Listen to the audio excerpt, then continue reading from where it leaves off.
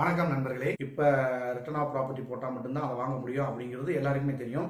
தெரிஞ்சிருந்தவே payment எப்போ போடுவாங்க அப்படின்ற ஒரு கேள்வியை நீங்கள் முன்வைக்கிறீங்கன்னா இதுக்கு என்ன பதில் சொல்லலாம்? இதை நான் உங்ககிட்டே கேட்குறேன். ரிட்டர்ன் ஆஃப் ப்ராப்பர்ட்டி வாங்காமல் இந்த பேமெண்ட்டை போட முடியாது அப்படிங்கிறது எல்லாருக்குமே தெரியும்.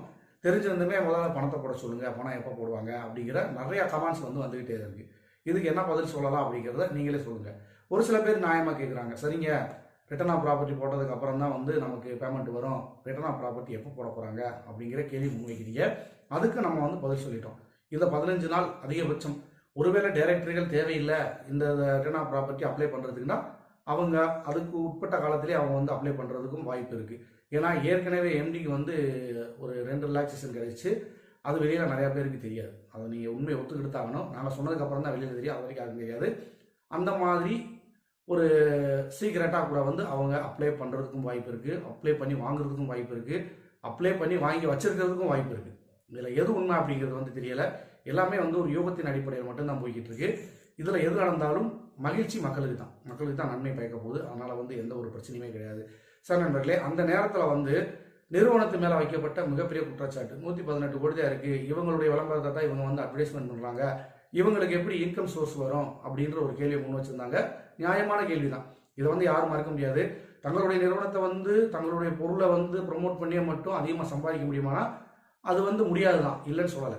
அந்த நேரத்தில் தான் வானவில் திட்டம் அப்படின்றத ஒன்று அறிமுகப்படுத்தி அவர் எல்லாத்தையுமே சொல்லியிருந்தாரு, என்னென்ன திட்டங்கள் வரப்போகுதுன்றத. அதுக்கு முன்னாடி ஒரு வீடியோவில் நம்ம போட்டிருந்தோம். அந்த வீடியோவை நீங்கள் முழுமையாக பார்த்துருந்தீங்கன்னா தெரியும். கிச்சன் கேர், ஹோம் கேர் எல்லாமே கொண்டு வர போகிறதா அவர் சொல்லியிருந்தாரு. அந்த தகவல் எல்லாத்தையுமே நம்ம ஒரு லைவ்ல சொல்லியிருந்தோம். அந்த லைவ் நம்ம இன்ன வரைக்கும் ப்ரைவேட்டாக தான் வச்சுருக்கோம். இவங்க நடைமுறையில் அந்த விஷயங்கள் பண்ணும்போது நம்ம அதை அன்லிஸ்டட் இல்லாமல் பப்ளிக்கில் கொடுக்கும்போது இன்றைக்கி நடக்கிற விஷயத்த நம்ம அன்றைக்கே சொல்லிட்டோம் அப்படிங்கிறத நீங்கள் அந்த வீடியோவை பார்க்கும்போது நீங்கள் தெரிஞ்சுக்கிறீங்க. சார் நண்பர்களே, இப்போ பார்த்தீங்கன்னா எப்படி இந்த நிறுவனம் இவ்வளோ அமௌண்ட் கொடுக்கும், இதுக்கு அடுத்து வரப்போகிறப்ப அமௌண்ட் எல்லாம் எப்படி வரும் அப்படிங்கிற ஒரு கேள்வி எல்லாரும் வைக்கலாம். சரி, எல்லாருமே சிஎம் ஆனால் மட்டும்தான் மக்களுக்கு பணம் கொடுக்க முடியும் அப்படிங்கிற ஒரு பொய்யான ஒரு மாயையை வெளியில் எல்லாருக்குமே பரவ விட்டுருக்காங்க. சிஎம் கேட்டகரி அப்படிங்கிறது என்னன்னா விருப்பத்தின் பேரில் நம்ம வர்றது.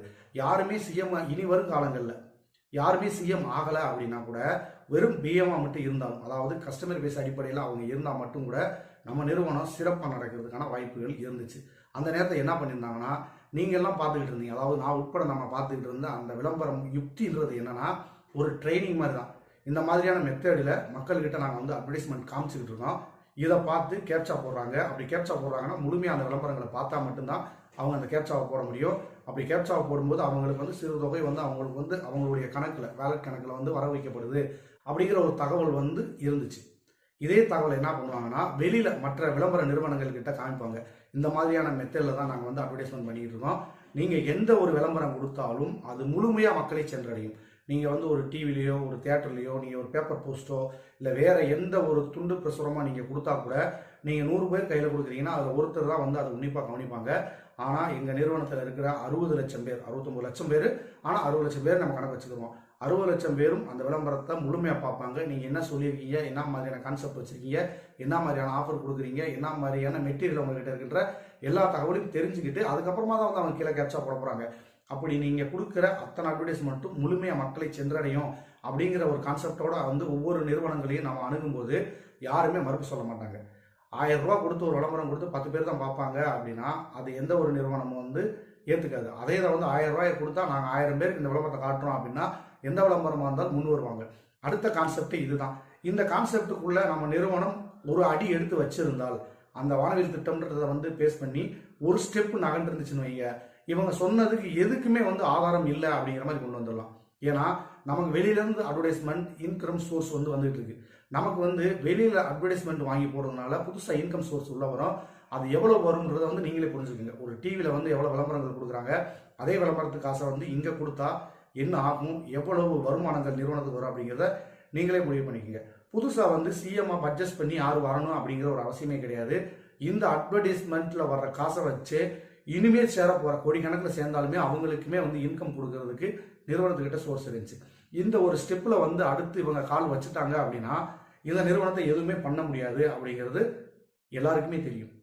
நான் யார் சொல்கிறேன்னு உங்களுக்கு புரியும், உங்களுக்கும் தெரியும், எனக்கும் தெரியும், இனி புதுசாக சேர போகிறவங்களுக்கும் தெரியும், சேர்ந்து இருக்கிறவங்களுக்கும் தெரியும். நிறுவனம் அந்த இதுக்குள்ள கால் வச்சுட்டாங்கன்னா இன்கம் சோர்ஸ் நிப்பாட்டவே முடியாது, வந்துக்கிட்டே இருக்கும். அதையும் தாண்டி அந்த நேரத்தில் ஏகப்பட்ட பண்டிகைகள் நிறைய இன்கம் வந்துருக்கும், நமக்கு நிறைய அட்வர்டைஸ்மெண்ட் வந்திருக்கும். அதையும் தாண்டி வந்து கம்பெனியோட நேரடியாக ஒப்பந்தம்லாம் போட்டிருப்பாங்க நிறைய பேர். எங்கள் நிறுவனத்தில் வந்து இந்த பொருள் ப்ரொடக்ட் பண்ணுறோம், இந்த ப்ராடக்ட் பொருளை வந்து நாங்கள் வெளியில் இவ்வளோ எம்ஆர்பி கொடுக்குறோம், உங்கள் கம்பெனியில் இருக்கிறவங்க, உங்கள் நிறுவனத்தில் ஒர்க் பண்ணிக்கிட்டு இருக்கவங்க, அதாவது உறுப்பினராக இருக்கிறவங்க இந்த அமௌண்ட்டுக்கு நாங்கள் தரோம், அவங்க விருப்பப்படும் பட்சத்தில் வாங்கிக்கலாம். அது மிக்சியாக இருக்கலாம், கிரைண்டராக இருக்கலாம், டிவியாக இருக்கலாம், ஃப்ரிட்ஜாக இருக்கலாம், எது வேணாலும் இருக்கலாம்.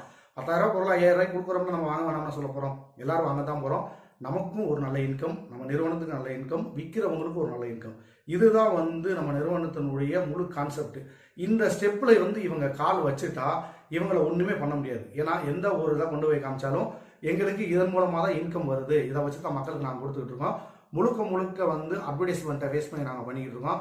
அவர் சொன்ன மாதிரி விளம்பரத்துறையும் வியாபாரத்துறையும் இணைந்து செயல்படும் போது அதனுடைய வருமானம் எந்த அளவுக்கு இருக்குன்னு சொல்லி கரெக்டாக நம்ம கால்குலேட்டே பண்ண முடியாது. நம்ம கூட்டி மொத்தம் அமௌண்ட் போகிற நேரத்தில் இன்னும் அதிகமாக தான் வந்து நிற்கும்.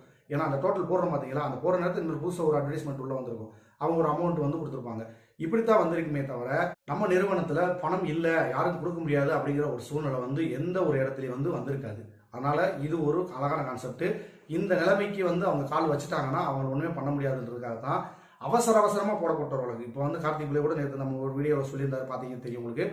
இது வந்து பர்சனாலிட்டிக்குள்ள கொண்டு போனோம்னா இந்த நிறுவனத்தில் வந்து செயல்பட விடாமல் தடுத்துடலாம் அப்படிங்கிறது வந்து முதல் கட்டம். அதை செயல்பட விடாமல் தடுத்துட்டாலே மக்கள் வந்து வேற மாதிரி வருவாங்கன்னு எதிர்பார்த்தாங்க. ஆனால் இந்த நிறுவனத்தின் மேலே மக்கள் வச்சிருந்த நம்பிக்கை, அவங்களுடைய கனவு வந்து பகல் கனவாகவே போயிடுச்சு. அது பலிக்கவே இல்லை. இப்போ சொல்லுங்க மக்களே, அன்னைக்கு சொன்ன மாதிரி அந்த வழியிலிருந்து விளம்பரங்கள் நம்ம நிறுவனத்துக்கு வந்திருந்தா இந்த நிறுவனத்தினுடைய நிலைமை என்னவாயிருக்கும், எந்த ஒரு லெவலுக்கு இன்னைக்கு போயிருக்கும். தமிழ்நாடு மட்டும் இல்லை, இந்திய அளவில் வந்து எல்லா விளம்பரங்களுக்கும் வந்திருக்கும். ஸ்டேட் வாரியாக பிரிச்சிருக்கலாம். அப்போ யூடியூப்ல நீங்கள் விளம்பரம் பார்க்குறீங்கன்னா தமிழ்நாட்டுக்குள்ள பார்க்குற விளம்பரங்களுக்கு வந்து பார்த்தீங்கன்னா தமிழில் தான் வரும்.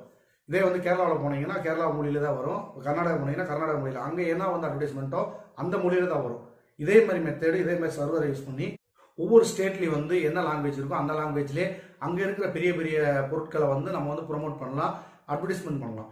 அப்படி பண்ணும்போது அதிகமான இன்கம் சோர்ஸ் வரும். நிறைய பேர் கேட்டதுக்கான கேள்வி தான் இந்த கம்பெனியில் வந்து எப்படி இன்கம் சோர்ஸ் வருது, இனி எதிர்காலத்தில் எதை வச்சு நீங்கள் வந்து மக்களுக்கு பணம் கொடுப்பீங்க, புதுசாக வந்து சிஎம் உறுப்பினர்கள் உள்ளே வந்தால் மட்டும்தான் உங்களுக்கு வந்து பணம் கொடுக்க முடியும் அப்படிங்கிறதெல்லாம் முன் வச்சுருந்தீங்கல்ல. எங்கள் நிறுவனத்தில் இந்த மெத்தடில் தான் எங்களுக்கு பணம் கொடுக்க போகிறாங்க, நாங்கள் காத்துக்கிட்டு இருந்தோம். இந்த கம்ப்ளைண்ட்னால இதனால் வந்து மக்கள் வந்து பாதிக்கப்பட்டிருக்காங்களா, எந்த மக்கள் பாதிக்கப்பட்டிருக்காங்க அப்படி நீங்கள் பாதிக்கப்பட்டிருந்தா எல்லாரும் போய் சொல்லியிருப்பீங்கல்ல. இந்த கேஸ் கொடுத்ததுனால தான் நம்ம வந்து எல்லாரும் பாதிக்கப்பட்டிருக்கோம். இது உண்மையா இல்லையா? இந்த நிறுவனம் வந்து பணம் கொடுக்காதனால நீங்கள் பாதிக்கப்பட்டீங்களா, இல்லை இந்த கேஸ் கொடுத்ததுனால இந்த நிறுவனம் பணம் கொடுக்க முடியாமல் போன சூழ்நிலையால் நீங்கள் பாதிக்கப்பட்டீங்களா? இது வந்து இந்த கேள்வி நான் முன்வைக்கிறேன். கமெண்ட்ல உங்களுடைய பதில் வந்து நீங்கள் சொல்லுங்கள். சார் நண்பர்களே, அடுத்ததாக பார்த்தீங்கன்னா இந்த நிறுவனம் வந்து இனி ஸ்டார்ட் ஆனாலும் இதே மெத்தடை தான் ஃபாலோ பண்ணுவாங்க. ஏன்னா நம்மகிட்ட கஸ்டமர் பேஸ் இருக்கு. இன்னைக்கு 60 லட்சம் பேர் இருக்கிறப்ப இந்த நிறுவனம் வந்து இவ்வளோ பிரச்சனைகளை சரி பண்ணி மீண்டு வருது அப்படிங்கிறப்ப இன்னும் பல பேருக்கு வந்து நம்பிக்கை ஊட்டும்.